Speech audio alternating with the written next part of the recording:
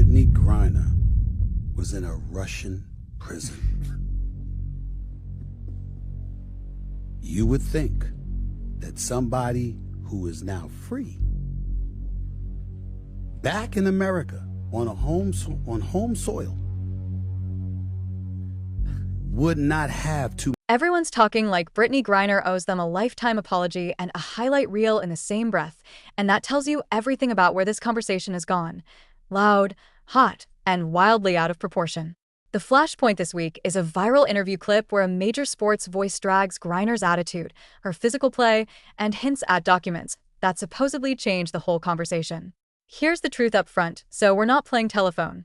The clip is real. The outrage is... You seem concerned but hopeful. I'm only hopeful if she doesn't win. If she wins, we're going to have a real problem in this country. And the problem will be on a world level, it'll be on a national level, and it'll be on a state level. I don't know what she brings to... is real. The rumors are doing numbers, and the facts are getting trampled. That tension between what fans expect and what actually happened is the story tonight. Let's set the stakes. The WNBA is in one of the most supercharged moments in its history. New eyeballs, new skeptics, new villains and heroes minted every 48 hours. Caitlin Clark has turned road arenas into traveling television studios. Phoenix is under a microscope. Who was imprisoned in Russia in a man's prison, which I had no idea. Is under fire for extremely aggressive behavior portrayed toward Caitlin Clark, the rookie from last year, the one that has everybody's focus in the WNBA. And this incident has, of course, gone viral online, but also sparked up some other skeletons in Brittney's closet that she probably wants to... Every hard foul becomes a courtroom exhibit. Every post-game quote is a referendum on character. And when Brittney Griner breathes wrong, the internet swears it can smell motive. I've covered enough of these cycles to know the pattern. A real incident, a shaky interpretation, then a tidal wave of certainty. That's how reputations get written by people who weren't there. Here's what we're going to do. I'll unpack the prisoner swap baggage that still shadows Griner and why gratitude, the public performance of it, became a moving goalpost.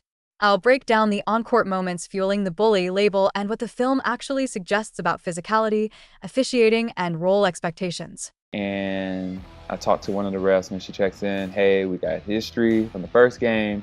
There's not just a voice.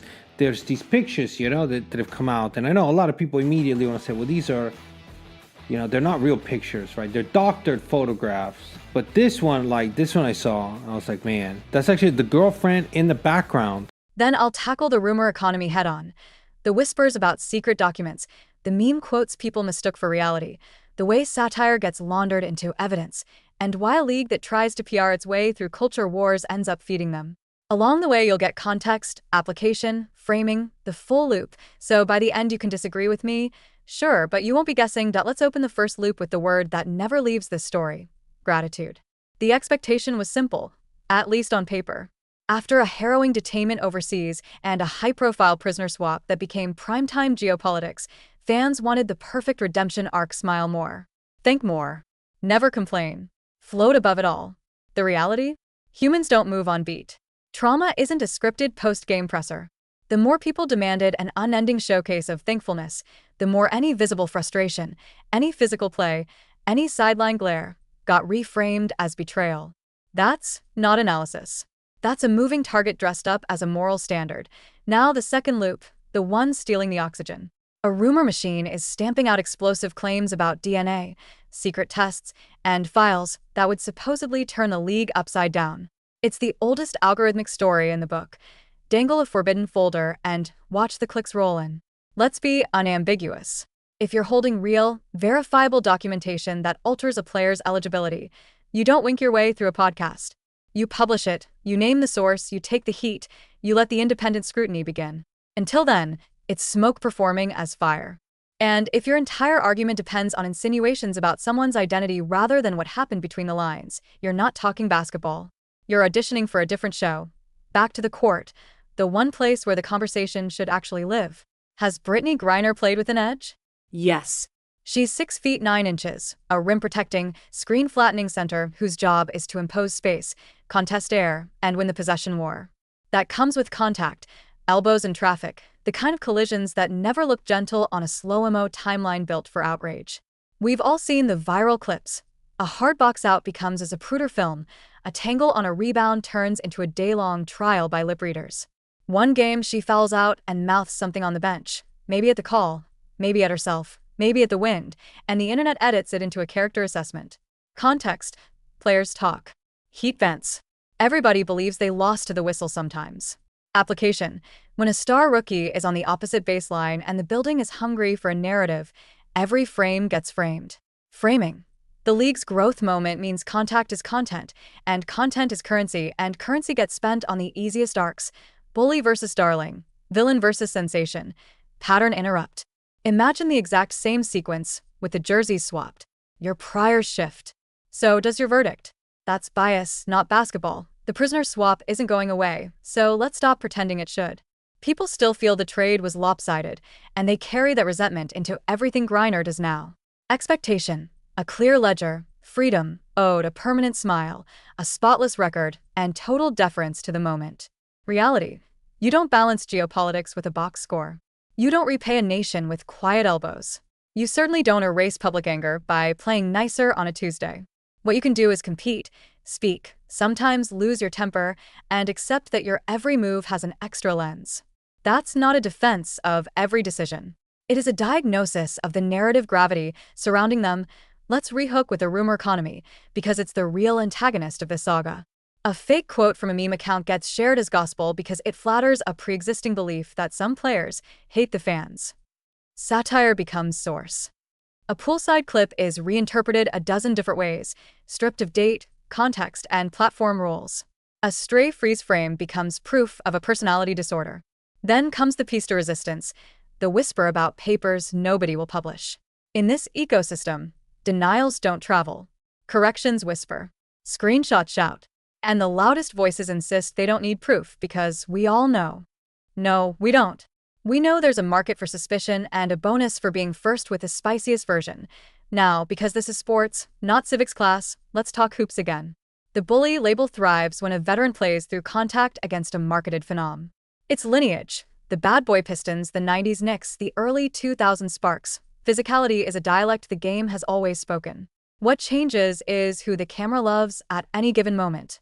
Griner's presence warps a possession. Guards feel her shadow before the entry pass is made. Opponents brace earlier. Referees anticipate collisions. Does she need to manage that force responsibly? Absolutely. Every enforcer, every anchor, learns the difference between control and carelessness. But there's a gap between plays physical and predator, and the algorithm keeps trying to close it for you because it's more clickable that way. Another loop, the league's messaging. When your sport is finally in the pop culture bloodstream, you try to please everyone. New fans who arrive for the headliners, old fans who pride themselves on knowing the grind, networks that sold a story about crownings and torch passings, players who feel unseen after years of being told their time would come next season. Expectation, cohesion. Reality, cross purposes. So what happens? The league speaks in slogans, empowerment, growth, unity, while the audience processes in binaries, hero, villain, saint, fraud. The gap between those registers is where conspiracies feel comfortable. PR polish invites people to imagine what you sanded off. Let me make this tangible. Context, a late game sequence, tight whistle, star rookie draws contact, and the vet gets tagged. Application, the crowd loves it. The timeline explodes. Producers cut the replay from 5 angles and package it with a week's worth of commentary. Framing, you don't even remember the set the teams were in, only the faces, one frustrated, one resilient. The film session the next day looks nothing like the discourse. Coaches are asking about weak side help. We're debating somebody's soul, don't miss the human layer either. Brittney Griner is not a plot device. She's a center with a decade of miles, a public figure who lived through a geopolitical nightmare, a player trying to win while being cast as a symbol in arguments bigger than basketball. That doesn't make her above criticism. It does mean we should keep the criticism on things we can see and verify. Shot selection, rotations, foul discipline, post seals, late game composure. When we drift into the pseudo-medical whispering and the "I heard from a guy" innuendo, we tell on ourselves. We wanted a scandal more than we wanted the game. Quick callback to our first minute. Expectations versus reality. People expected the perfect redemption brand. Reality delivered a complex person still learning how to be the face of a storm she didn't schedule. People expected a pristine, conflict-free league once the ratings popped. Reality delivered growth pains, familiar feuds in a new spotlight, and a pace of attention that punishes nuance. People expected a definitive villain. Reality gave them a moving mirror. So where does that leave us? With responsibility. If you're a broadcaster, don't flirt with evidence.